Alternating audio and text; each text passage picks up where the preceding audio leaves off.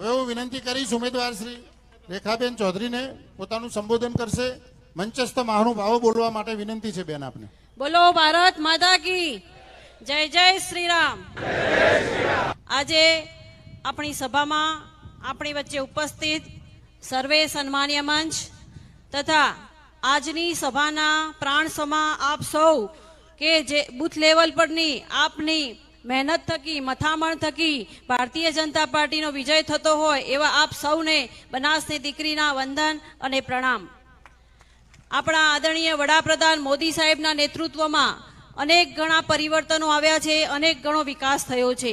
પછી તે ઇન્ફ્રાસ્ટ્રક્ચરની વાત હોય, રોડ રસ્તા, રેલવે, એરપોર્ટ કે પછી શૈક્ષણિક વ્યવસ્થાપનની વાત હોય કે પ્રજાજનોની સુખાકારી માટે આરોગ્યની સગવડોની વાત હોય અને આયુષ્યમાન કાર્ડ અંતર્ગત 10 લાખની સહાય લોકો મેળવી રહ્યા છે અને બહુ સારી રીતે એની સારી હોસ્પિટલોમાં સારવાર મળી રહી છે.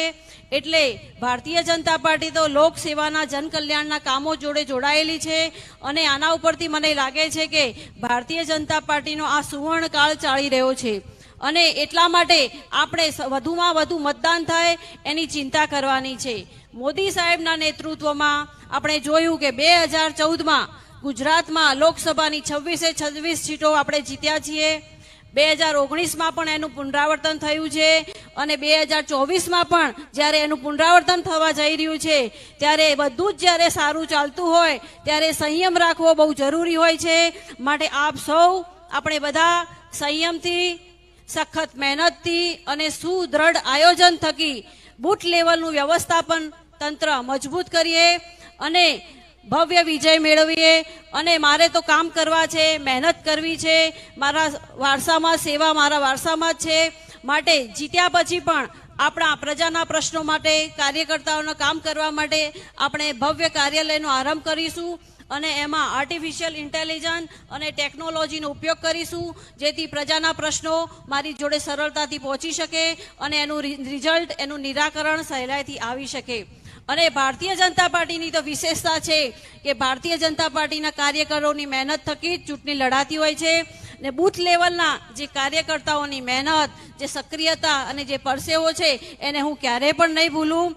અને છેલ્લે મારે કહેવું છે કે વિકસિત, સશક્ત, આત્મનિર્ભર અને હરિયાળા બનાસ માટે આપણા આદરણીય મોદી સાહેબને ત્રીજી વખત દેશના વડાપ્રધાન બનાવવા માટે 7મી મેના રોજ ભારતીય જનતા પાર્ટી તરફનું મતદાન કરીએ અને વધુમાં વધુ મતદાન થાય એની ચિંતા કરીએ. આપણો એક વોર્ડ એ રામ મંદિરનું નિર્માણ કરાવી શકે છે. આપણો એક વોર્ડ એ કાશ્મીરમાંથી 370ની કલમ હટાવી શકે છે અને આપણો એક વોર્ડ બનાસકાંઠા તેમજ દેશની સરહદોને હજુ વધુ મજબૂત બનાવી શકે છે. માટે મારી આપ સૌને વિનંતી છે કે આપણે 7મી મેના રોજ ભારતીય જનતા પાર્ટી તરફી મતદાન કરાવીએ અને આપણા પાટીલ સાહેબનું જે લક્ષ્ય છે 5 લાખથી વધુ લીડનું, મને પૂરો વિશ્વાસ છે કે આપ સૌના સહયોગ અને શક્તિથી આપણે જરૂરથી બનાસકાંઠા વતી 5 લાખથી વધુ લીડ મેળવી અને બનાસકાંઠા વતી એક કમળ મોદી સાહેબને જરૂરથી અર્પણ કરીશું.